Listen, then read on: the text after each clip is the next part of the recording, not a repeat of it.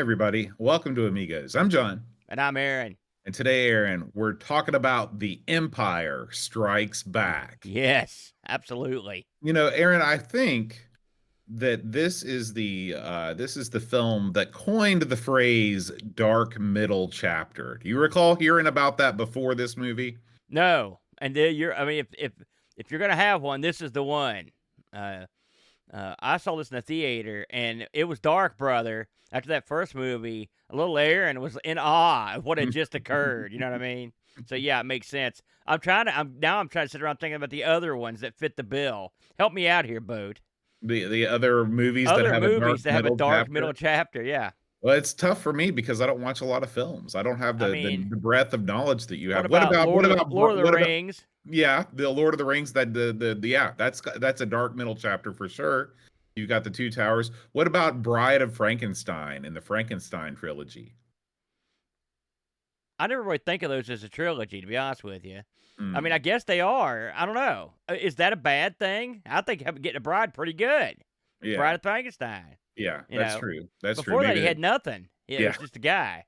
So Happy says Temple of Doom. I'd say that's definitely the darkest of the indie films. So yeah, I love that movie. And despite the leading lady is a horrible actress, I'm afraid. She's beautiful, but Short Round's great.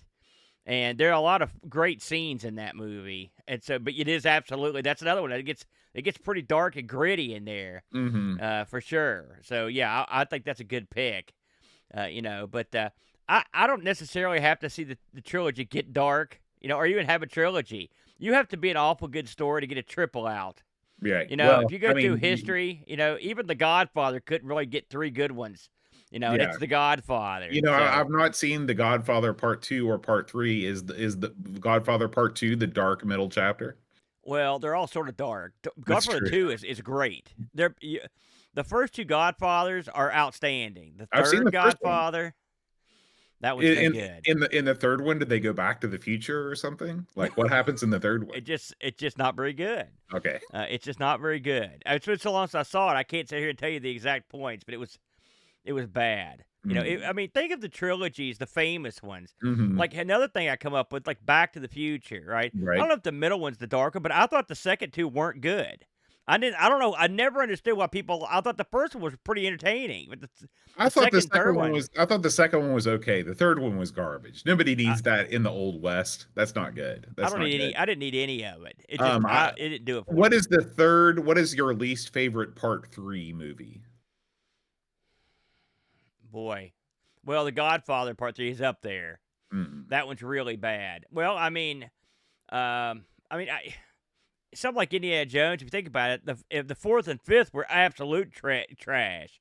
That how many good fourth movies are there? That's an even better question. Yeah, well, I think there's definitely diminishing returns. The more that's why people still talk about James Bond, because they've had like 1,000 movies, because very few people can pull that off. Right.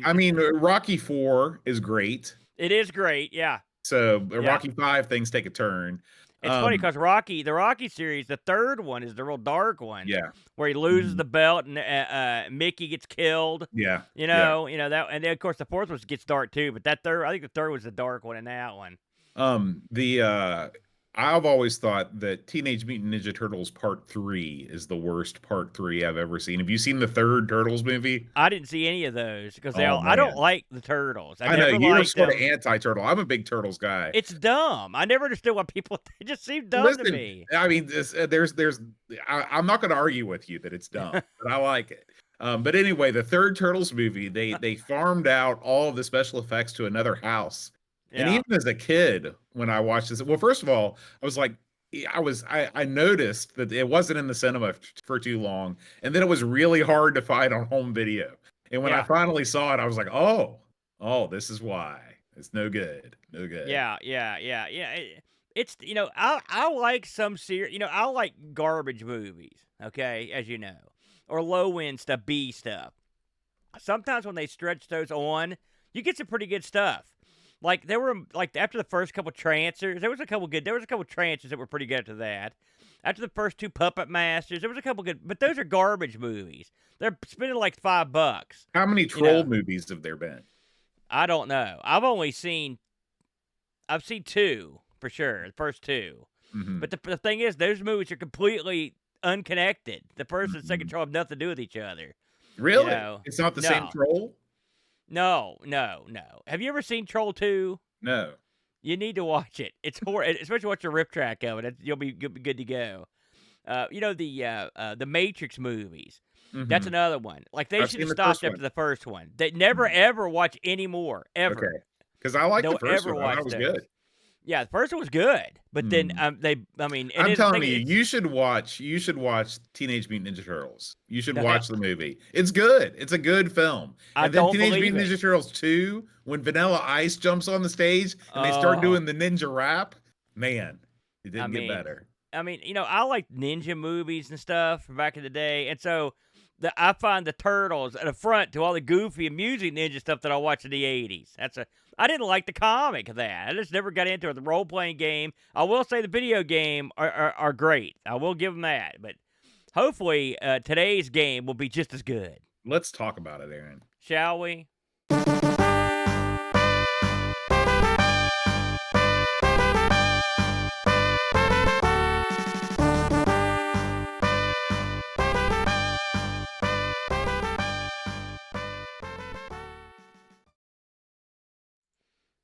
Hopefully that little love theme won't get us nailed by the thought police because it's so accurate to the actual movie. It's look, Boat. We might have to cut that out of the final episode. Yeah, it's the Empire Strikes Back Boat Yeah. on the Amiga, live and in living color. My God, I remember the very first day I found this game back when I had my Amiga 1000. I was a happy boy because I'd never played this before. And I was like, man, more Vector Star Wars?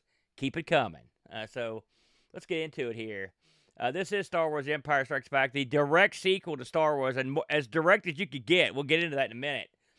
This was released on the Amiga in '88, along with the Atari ST, the C64, the Speccy, the Amstrad, and the BBC. So they had their working boots on in '88. Mhm. And this is based on the Little Scene arcade game that was released in '85. Just a little bit about the arcade game. So everyone knows Star Wars, the arcade game, the vector graphic wonder game with the cool yoke. Maybe he had the set down version, and everybody loved it. It's a great game, right, Boat? It is. The cockpit version especially desirable. And so, well, Atari was like, we sure like money, How about a kit conversion for this thing? Mhm. And lo, it came to pass. And this sort of reminds me in some ways of Time Pilot when it got to when they had the update kit installed, and you were used to playing the first one, and you go to the second one, you're like, "What am I looking at here?" Well, that was the reaction many people probably had. Was that when they Time were playing this Pilot one. 88? Yeah. I think that's the year. Not good. The sequel. So this was published on the Amiga by Domark.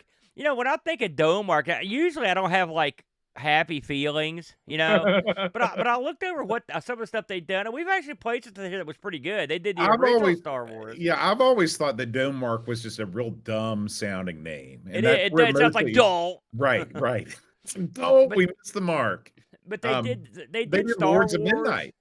What? Yeah, they did a bunch of stuff.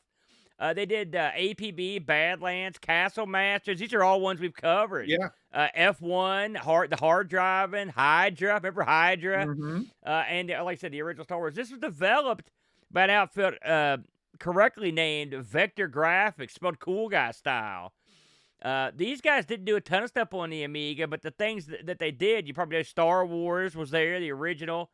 They also did Fighter Bomber, Killing Cloud, and Space Shuttle, the flight simulator. We got to try that sometime for simulators, but Yeah. that might be kind of fun. Of course, this is copyright from Atari and Lucas Games. I actually Tengen, the Atari's baloney fake name. Right. This was coded by a fellow named Bill Pullman. Guess what? He worked on the original Star Wars game on the Amiga. He did Aqua Venture, and also he's the Bill and Bill's Tomato game. Remember that? Oh. The other code on this was a Claren Kutnix, who also worked the original Star Wars and Fighter Bomber and Killing Cloud, Graphics by Derek Austin, who worked on the original Star Wars and Shuttle, and the music from this, the ever-present, omnipresent David Whitaker, who, of course, did the Shadow of the Beast, Xenon 2, Golden Axe, and about a million other things. This retailed at launch, boat, for £19, 95p on the OCS Amiga. Thank God for that mouse. So, boat, have you ever seen this game in the arcade? Yes. I believe that I believe I've seen this at the old Galloping Ghost. I think That's I the played this only last time we were place. there. Yeah. yeah. I think you're right now that you mentioned it. But, I mean, up to that point, I'm assuming you've never seen it. No. Do you remember playing it? I don't think I played it at Galloping Ghost. I knew that I had played this before this week. I played it on MAME. Yeah. So, of course, based on the film Empire Strikes Back, the glorious, I mean, you've seen all the Star Wars, assuming, where does this fall in the original trilogy?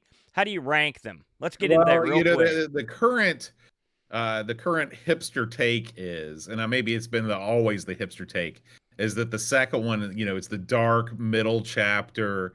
It's the only one that Lucas got help to write. It's got it ends sort of on a low note. I gotta say that I am 100% with all those hipsters. This is the best Star Wars without a doubt. I watched it again this week. It's a great film. Is it as timeless as the original Star Wars? Probably not. I think the first Star Wars, moves along at a pace that keeps your interest. That's almost unbelievable. I mean, it's such a well-paced film, but this movie, man, I mean, I've watched a lot of the newer Star Wars properties, I'm sorry. and this just, I mean, it's so good. It's so good. It's so well written. I love all of the cinematography. I love all of the sort of downtime, on Dagobah and stuff like that. It's a great film. So this is, it's my favorite of the original trilogy for sure. I mean, listen, I always say it's my favorite, but I will say this. I could take, there are favorite parts of all three of the films. Sure. If I could take them all and make one ultra film, I would take the scenes, the trench scene from the first movie, which was great. Mm-hmm. I would take the fighting scene in the second movie where Luke is fighting Darth Vader and Han gets burned. That scene there, I would take all that. And then from the third movie, I would take the beginning where they're all captured. They do the escape. Right. I thought that was awesome. I like all three of those things. So every movie has something awesome in it, at least one awesome thing. Yeah, there's great set pieces in each one of the first But three. as a complete film, I mean, the first one's awful good. Mm-hmm. It's awful good. But this one, as a standalone film, is just I think there were more sections in this that let the actors flex their acting muscle. I think there was more meat on the bone. The whole stuff on Dagobah was unique. Right. The ominous vision that Luke saw, that was really out of character for the series. Yeah. And the spiritual side of the Force is explored in a way that it's really never touched on again. Mm-hmm. I mean, the training with Yoda, it's sort of like training everyone to understand how the Force works. Right. And so I enjoyed that. They did a good job with Yoda, so. The only other thing I'll say is that I think that the first movie it can stand on its own. You can release Star Wars and never release another Star Wars movie, and it's awesome. I don't think you can do that with Empire Strikes Back. No. So if you look at it with that criteria, the first one is probably a better film. But if you look at it as a complete experience, I'm going to go with Empire every time. And the funny thing, and I'll stop talking about this after this. This is going to sound like a dumb statement, but these films are in the exact right order. Yeah. And the thing is, the middle movie in a trilogy has to be the strongest one, I think, or it helps. Because that's the one where you could sag that thing. Because you could kind of phone in a good chunk of the third movie and get away with it because people are ready to go. Right. You've got to come in hard on the first movie, but that second movie really has to be very buoyant. And I think they did a great job on this. And so, my God, there were so many action pieces And we didn't even talk about the stuff on Hoth, which Yeah. was awesome in the Mhm. first movie, or the asteroid, or the second movie. The stuff on the asteroid field. There's so many great set pieces, the Sky City, the whole 9 yards. And so you would think to yourself, man, this should be a slam dunk to make a game, a sequel to Star Wars, because there are so many different ways you can go. And I guess that was sort of the way they looked at it when they made the game, because they did not stray far from the path of the first game graphically. I don't think, Boat. I mean, they threw in a few extra things, and they certainly put in a lot more digitized audio in the arcade and Amiga version. But I mean, they knew what brought them to the dance. I think. Wouldn't you agree on that? Well, they had to keep the yoke because Yeah. this was a conversion kit. So anything that they had to do had to involve you piloting some kind of craft. Yes. And so that is a blessing and a curse. I agree. Because as we'll see as we start to talk about this game, there are only so many scenes from the second movie in which you're piloting a craft that make for interesting entertainment. Yeah. I guess, Bo, we should probably we could talk about how the game opens, and the game opens just like you'd expect. It plays the Star Wars theme. It comes up, it gives you a brief screen, like a sort of a digitized screen of like the movie poster, basically, or it's really the cover of the game.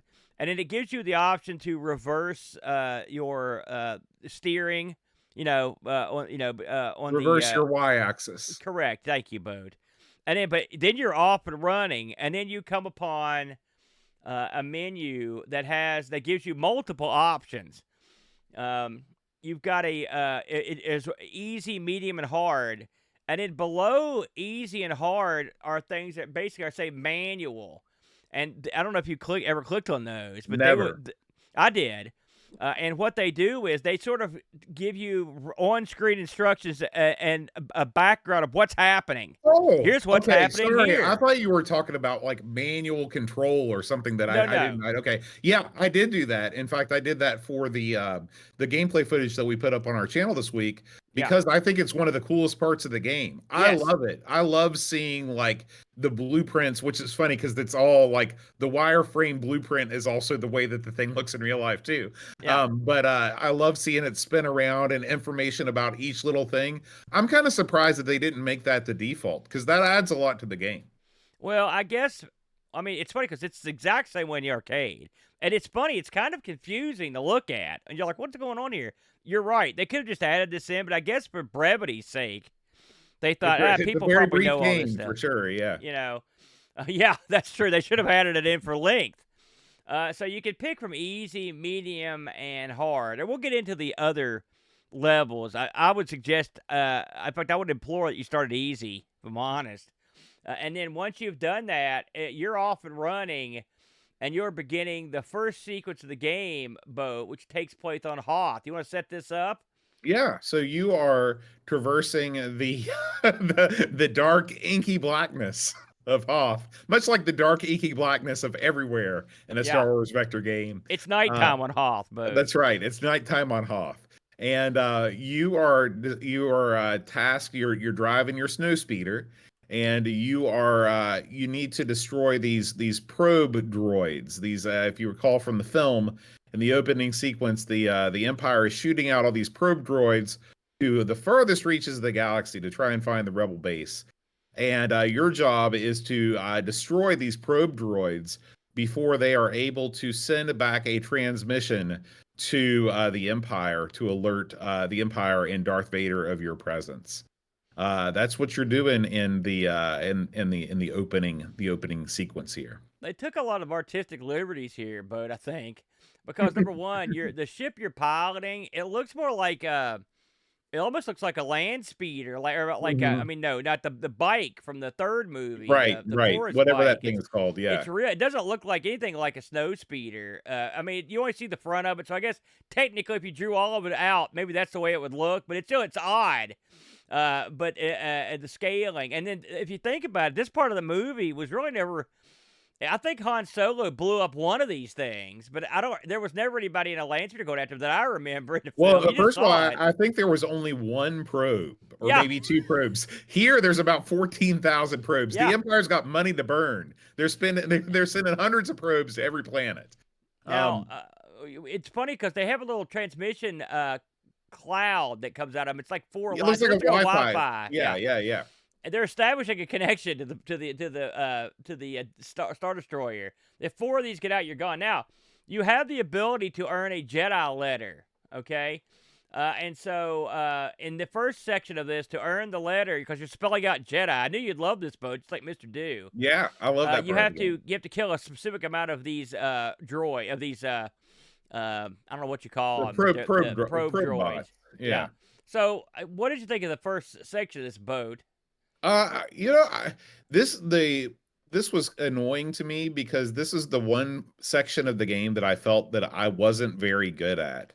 It's easy to destroy probes, but it's not easy to disrupt because you're supposed to shoot their communication signals, which is real wacky when you think about it, because not only are communication signals usually invisible, these travel extremely slowly. But because of the visual. They're also visual. The way that the screen sort of scrolls vertically, or the inability of the screen to scroll vertically, everything just seems kind of hunched together, and there wasn't a lot of space for you to really shoot those transmissions. So I found I always found myself having to just be real fast on blowing up the droids. I was not really successful with it disrupting the transmission too much. This is a very manic, like super spastic scene, because these guys throw fireballs like the TIE fighters do, and they throw them like they're going out of style. Mm-hmm. I mean, these things are, if they could throw Wi-Fi signals like this, they'd know everything in the universe. I mean, these things are tossing them. So it's difficult. I mean, I think they tried to use, like you said, you're limited as to what you can do. And so I think they did an okay job of giving you something that was sort of like the movie, basically. Yeah. So once these things have alerted the Empire, here come the walkers, the AT-ATs, and the ATSTs, and you and your trusty snow speeder have to go through and try to keep these guys from attacking the rebel base. Well, how do you do that? Well, it's sort of like the Empire Strikes Back on the Atari 2600. You can shoot the little, there's a little red area on the cockpit of these things you can shoot and blow them up.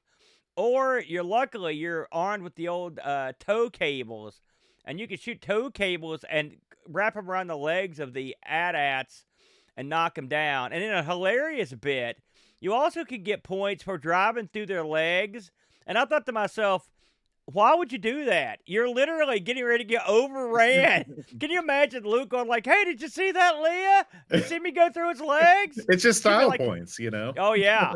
And the thing is, it's hard to do without getting hit. And you get multiples if you do like a bunch. Right. So, like, if you're looking to score, you actually don't want to kill off the AT-ATs right away. You want to drive through as many legs as you can. Exactly. Which is odd. I will say, I think every boy's dream, when they saw Star Wars, was to pilot a snow speeder and go after these AT-ATs.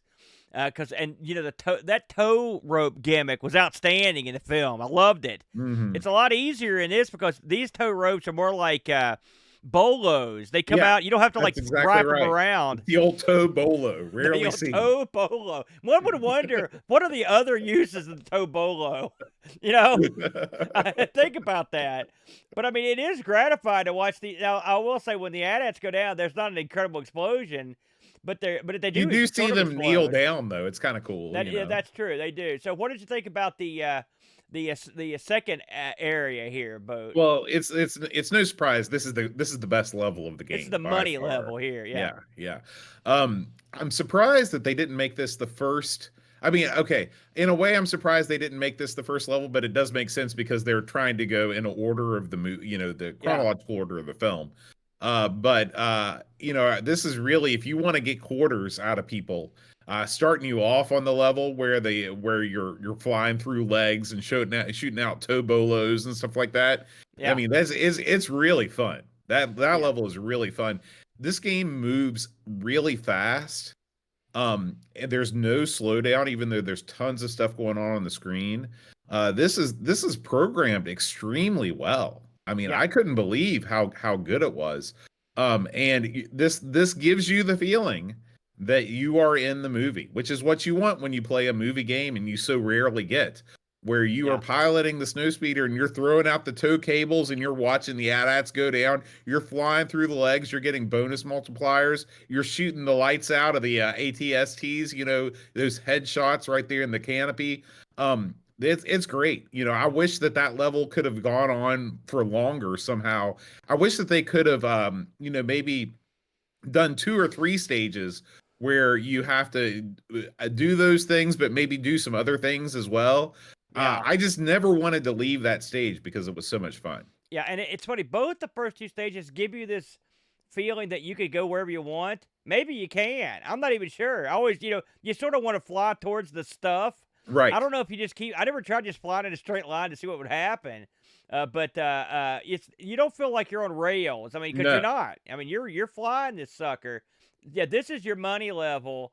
And there's a cool picture of the Rebel base whenever you lose the level. I will say, to get the Jedi letter on that, you have to kill a specific number of walkers.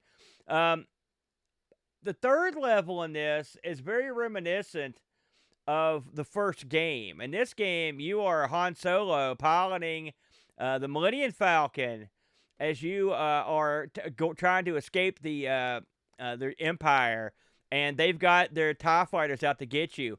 The Millennium Falcon is rendered in a. I mean, you see the front of the Millennium Falcon. It's like the Millennium Falcon is like, I don't know, the color scheme is interesting. It's blue and red. Close enough to gray, I guess. But, I mean, there's not much to say about this level, is there, bud? I mean, this is pretty much exactly like the first level of the original game, except you've got the Millennium Falcon, and you're not flying towards the Death Star at the end. That's pretty much all there was to this. What you think of this one, Bode? Yeah, I think that you had to put a sequence like this in there. Yeah. Yeah, I agree. You And always it's got to fun. shoot down some TIE fighters. Yeah, and and again, everything moves quickly. You're shooting both the projectiles and the TIE fighters themselves.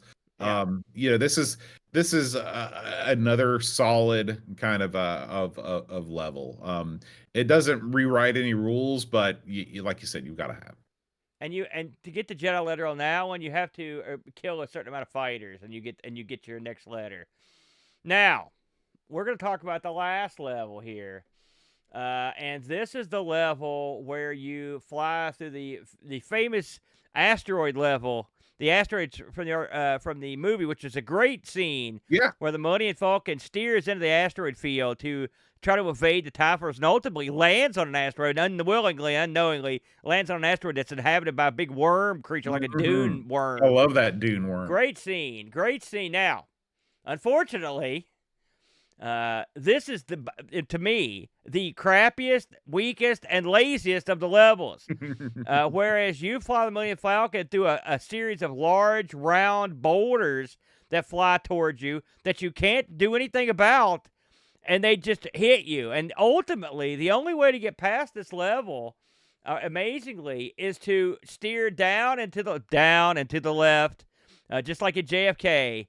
And you have to, and then you're still going to take a couple hits, but hopefully your shields will hold up. That was the only way I got past it. I mean, this level, to be the last level, is not only does this level suck, in my opinion, but it's a horrible finish to the game. It's just horrible. What do you think, Bode? My theory is that they ran out of money or they ran out of time. Yeah. Because this is no good. Yeah. No good at all. It's very rare that you just wish that something wasn't there at all, and this is one of those times. I understand that you can't really have a section where you want to blow away the asteroids, because you're essentially just recreating the TIE fighter level at that point. But man, I would have just dropped the asteroids and just make it a 3-level game and just have the loop there. I would have had them shoot the asteroids and have I mean, listen, Atari made asteroids. The game is right there. Just have the asteroids break in half. They may have to shoot one twice. Anything's better than what they came up with. Mm-hmm. Of all the levels in this game and the original Star Wars, I mean, this one is garbage. And what makes it worse is by the time you get to this level, you probably lost a lot of shields, and you can't stop these asteroids. All you can do is not hit them. So all you need to do, at least on the easy level, is to steer down to the left, and then you will only get hit once or maybe twice. And then, but Mhm. that's sad. Think about that's not the way Han Solo would do it. No, no, Uh, eh, and then you get to the end of the thing, and the game is yeah, the end. Let's compare and contrast this to the first Star Wars. The first Star Wars, when you complete the loop, the Death Star freaking explodes, and like the universe cheers for you. In this game, you see Darth Vader rendered in vector graphics. yeah. He gives you some garbled message about joining the dark side, and then the game loops around. There's no magnificent parade of glory. You haven't really accomplished anything. No, It's really sort of pointless, and it makes you feel like you wasted your time when you get to the end of that. because if you think about it in the movie, they do escape from the Cloud City. They could Right, have put that in there. And I right. will say that when you do get that you do get to see the Millennium Falcon like fly away, and you get to see a Star Destroyer, and you get to see Darth Vader. I guess that's the treat, but it's not much of a treat. I mean, No. that's SpaceX. By the way, to get the Jedi letter in that, you have to not die. That's what. That's Speaking of Cloud City, that would be yeah, what I'd put in the fourth, the fourth slot instead of the asteroids. I would put you in the Millennium Falcon, and you've got you're negotiating both sort of maybe the clouds, vector clouds, also those weird Jetsons like buildings, enemy yeah. fighters. You're avoiding all that stuff. That's what I put in there instead of the asteroid field. That's a Well, much more exciting level. unfortunately, this is a tendency with these replacement boards. You know, when they're swapping in a new game, they don't. Sometimes they'll under game the game and Yeah, not put enough meat on the bone. yeah. So when you capture, do you know what happens when you get all four letters of Jedi? But I'll tell I don't you, think. Okay, tell me. if you collect all four, it instantly erases every enemy shot from your screen, which is funny because you get it at the end. Well, generally, if you get it, it's at the end of the level for a short time, and then when you put your name in, it puts a rank insignia next to your initials if you get Okay, on the high okay. score list. So Well, at that's least there's that's not nothing. there's something. So you don't get a whole lot of shields in this, and you can go through your shields very quickly, on even the first level, even on easy. I mean, you've got to be on your game. Now, the Amiga is perfectly designed to play this game. The mouse is an excellent substitute for the yoke. The mouse, and this is one of those games where, like, sometimes you play those shooting games with the mouse, you feel like you're cheating, like a light gun game. This doesn't feel like that. This Yeah, is still a game. You have to yeah. you have to get in there. Graphically speaking, let's have a look, Boat, at the combine this with the arcade. It's very, very close. I mean, you've Mhm. got to give the guys credit over there. I mean, I think they did a pretty darn good job converting this over to the Amiga. And I played the arcade, and I'll be honest with you, the Amiga version is very almost identical, except it doesn't have as many sound samples, but it's got a goodly amount too. Wouldn't you say? I was very surprised at the amount Yeah. of sound samples in this game. I mean, and they're just as good as the arcade version, which is to say, not that great. Oh, But I I thought they were mean, way better than the first game. I thought yeah, they did I a much mean, better job. you can understand what they're saying. They sound like the people. It's fine. Yeah, yeah, yeah. So what? So how to rate this game? I guess we should talk about the upper levels, which I tried all three levels. Nothing changes except the amount of fireballs. It becomes insane. Mhm. I mean, it's insane. Did you try? You tried the upper two, I'm wagering. I didn't because I felt like I was having a good enough time on the lower levels trying to raise my score. I didn't feel the need. It wasn't like I was mastering the game at the lower levels and I wanted to test because there's got to be a reason for you to want to push yourself. Yeah. And I was nowhere close to getting to the top of the high score list even on easy level. Yeah, I mean, it's to me, there's no reason to bother doing that. You're gonna have enough trouble playing for any length of time on easy. I mean, this game, it's absolutely a game that you can run through at least once.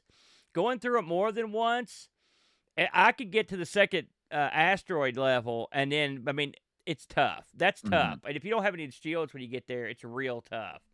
But I think they did a great job converting this. So any any sort of problems that we'd have with the game are sort of problems we would have with the arcade machine. Right. And I think the arcade machine, as we've discussed, was flawed. I don't Mhm. think they put an ending on this game. I think you may have nailed it. I think maybe they ran out of time. They needed something immediately. I mean, they were obviously using the same engine they used for the first game. I mean, in pretty much every way, this is a more advanced game than the first game. I've got a question for you. This just Sure. came to mind to me. Yeah, man. This game was released in 1985. Yes. I wonder when the last color, or not even just color, I wonder when the last vector arcade game was released. This has got to be one of the very last ones. I'm going to look right now. It's a good. Well, I'm doing that, but what did we get any reviews on this? Yeah, yeah. Well, I'll read some Discord reviews while you're looking that up. So we're going to start things off with Jeff Hanna. Jeff Hanna says, the conceit of this game is there is an empire and it was hit and now it wants to return the favor. The full story is not explained in-game. I have no idea if the product originally shipped with a novella that describes the story. I'm assuming there was an earlier game and this is the sequel. I've searched for the Empire Gets Hit on various retro sites trying to find the origin story game, but came up empty. Some in-game lore or an opening screen that recaps what occurred before this game would be helpful. In terms of art, the game really likes the color black. The majority of the time, you'll be staring at a lot of black. Other than black, the game features a smattering of white, red, green, blue, and yellow. These colors are not nearly as important as the black, so they never take up much real estate. In the gameplay department, without a manual, novella, or any in-game clues, I'm left to assume that you hate frogs and some type of four-legged creature. The game starts with a white doorstop in front of you, and then you are right into it, trying to trip these green frogs. Are they really tall turtles? The art is hard to decipher. I think they are turtles because they look like they have a shell, and they are green like the frogs. They have abnormally long legs for turtles, though. If you slaughter enough frogs and turtles, you are then set against green bow ties. I don't know if these are just spinach pasta bow ties or if this was an expedient to keep using the color green. Regardless, the bow ties spit globs of asterisks at you. Maybe the asterisk globs are meant to represent peppermint candies, as they're colored red and white. Occasionally, a bow tie will emit a yellow squiggle, which I'm sure represents a radio transmission. Why spinach pasta has wireless technology is never explained. If you eat enough bow tie pasta and peppermints, the white doorstop returns for a moment. After that brief respite, you must dodge a never-ending swarm of billiard balls, but for some reason they are all the number 5 billiard ball. You know this because, like the frogs, turtles, and pasta, the billiard balls are also green. Try as you might, you will never avoid all of the number 5 billiard balls, and then you will die. Unanswered questions. Is this a physics-based game? The game frequently mentions the force, but never provides the mass or the acceleration of the frogs, or the bow ties, the peppermints, billiard balls, so you can't figure out the force of all of them. There are some acronyms, JEDI, for which you get letters. I assume JEDI just stands for Just Emit Directional Impulse, which would fit the physics-based game idea, but it's really opaque as to what this is all about. The controls, the game lets you go right, lets you go left, lets you go right, and on some occasions it lets you go up and down. Mostly, though, it's just left and right. The game has sound. Conclusion. Making new franchises is hard, but if you don't commit to building out the world's storytelling and informing your players of what's going on, the franchise will never resonate. I see promise in this and think it could be turned into a decent movie someday. Not by, say, Disney, but by a good movie studio. The Empire Strikes Back is very playable, but not easy to understand. 8 out of 10 frog things. Who wrote that? That was Jeff Hanna. Jeff must have been hitting the pipe before he put that crazy thing down. At the beginning, I thought, man, which game are we talking about? He's just lost his mind. Move on. Pajako6502 writes, so this is a weird one. The game of the second movie that came out of the game of the third movie and 5 years after the second movie. Still with me? As a conversion kit game for the excellent Star Wars, we get a kind of rehashed version of that gameplay-wise, but one that somehow doesn't manage to pull off the thrill and excitement of the first. There's no real sense of completion like there is with blowing up the Death Star. The AT-AT level is by far the best, but even that doesn't have the sheer excitement of flying down the trench. They also noticeably nobbled the playtime by reducing your shields to 5 from 9. Developers did a good job of cramming it into one disc on the Amiga, and the game is fairly close to the arcade. But a reduced playfield means screens full of baddies and offering you to take hits on the first level as probes appear right next to you and fire before you have a chance to react. Likewise, the asteroid field, the weakest level, has massive asteroids that are easy to hit when compared to the arcade, and it seems luck is rather involved rather than skill on the Amiga at least.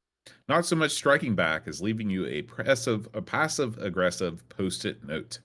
Play it briefly, then go back to Star Wars, 7 out of 10. P.S. Can someone get me a copy of the game Jeff played? It sounds like a riot. Very good. Well, I looked this up, Bo, while you were chatting there. As far as I can tell, the last color vector graphic game ever released was Top Gunner by Exidy. That's what I'm reading here. Now, Okay. I will, because there's another Atari game that never got released but was made that would have been later. So what year was that game released? 86. 86. Okay, so we're nearing the end. I will find out for next week's show. I'll be definitive here. Just to close shop on this one, the people over at Lemon give this a 6.28. The people over at Lore give this a 73%, and the fine folks at Moby chimed in on this one a 7 out of 10. The magazines were sort of all over the map on this one. AUI gave this a 5 out of 10. They weren't impressed. The Games Machine gave this an 89%. They were impressed. Your Amiga gave this an 84. Zap, in their November of 88, it gave this an 82. The average magazine score, somewhere in the ballpark of 87. That's too high, I think. I would rate this. I'd call this a C-level game. If you're a Star Wars fan and you like the samples and you appreciate the effort, I think this is a pretty good game. But I mean, I don't fault the developer. They did a great job. But and they weren't asked to make a better game than the arcade. They were asked to make the arcade game, and I think they did exactly what they were supposed to do on that one, Bo. Any thoughts at the closed shop on this one? I'm gonna go a little bit higher than you on this one. I think this is easily a B title. I had fun playing this game, even though it is unfinished. It moves extremely quickly.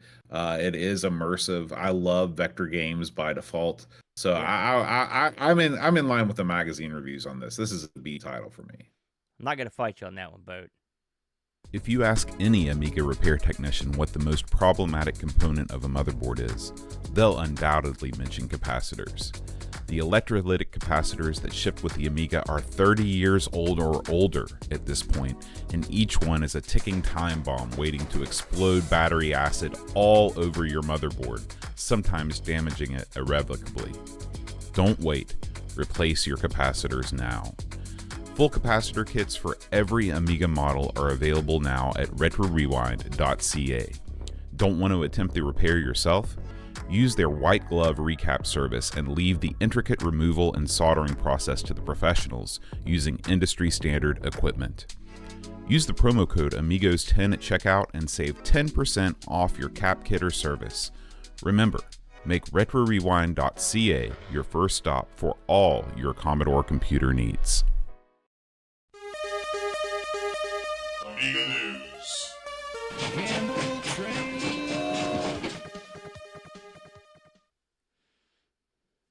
All right, Aaron, we've got some exciting Amiga news this week. Our first story this week, one of your favorite Amiga games is now available legally to play for free. Beautiful, man. That's right. We want a hat tip to Laurent Giroux, who's always on the lookout for legitimate copies of games to play. He's too legit. He's too legit to quit. Yeah. Copecom is the rights holder, current rights holder for Hybris, Sword of Sodan, and Battle Squadron. Man, if you're gonna get the rights to something, pay Winda right there. Those three. That's right. Free to play on the Amiga, PC, Mac, and Linux. These are three. Of course, you love Sword of Sodan. You're probably the world's #1 exponent of Sword of Sodan. I played it on stream last week just for you, Code. I yeah. thought you didn't like it. And so, yeah, if you're into this and you want to download some free copies of these games that you can play without a hint of piracy guilt, head on over to the link in our Amiga News subreddit. Good for those guys. See, I like that. I wonder if they're going to release the other ones. I bet they're surely this right here you could release on a. You could wrap this up and release something like that you could sell. Yeah. Oh, Yeah. check this out. Cope.com is bringing these iconic Amiga experiences back for Sega Mega Drive and C64 coming soon. Oh, I guess I don't know if that means they're going to, just because these all came out on the C64. Well, not Right. hybrid. I think those are coming out soon, and then they're free to play right now. That's dandy. Yeah. Good for those guys. Yeah. Yeah. All right, and we only have one other piece of news this week, Aaron. It's been a slow news week here in the Amiga scene. Doug at Tenmark has a new video. I briefly scrubbed through this, but you've watched it in depth. This is his review of the A600GS, a new Amiga piece of hardware, a new Amiga console, if you will. We've talked about this several times. Aaron, what are Doug's thoughts, and what are your thoughts in relation to Doug's thoughts? I'm glad you asked, Boater. So this thing, I believe, these got released over at Ravi's gimmick. I believe that's the first place I heard about them. You were there. I interviewed the creator.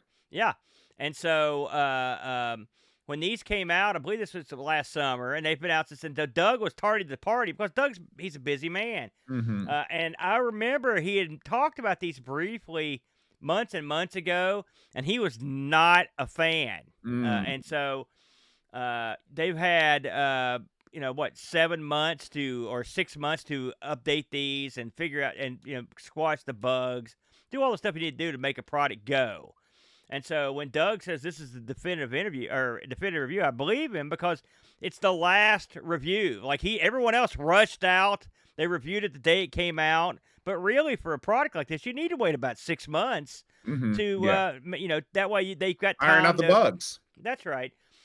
This is a little gimmick. If you're listening to the radio, the A600 it's just the size of a coaster, really. It's got a couple joystick ports on it and HDMI and stuff you'd expect. Just a couple USB ports. And what this is I think are they USB or are they DME9 ports? It's got both. Okay. It's got both. It's got USB ports on the back. Okay. And what you've got here is just sort of like a small. It's basically like a. Remember, the Chris's Amy Berry thing or whatever the Pi Amiga. The Pi Amiga. This is sort of like that. This is not on a Raspberry Pi. It's on another Pi and that interfaces Pi, right?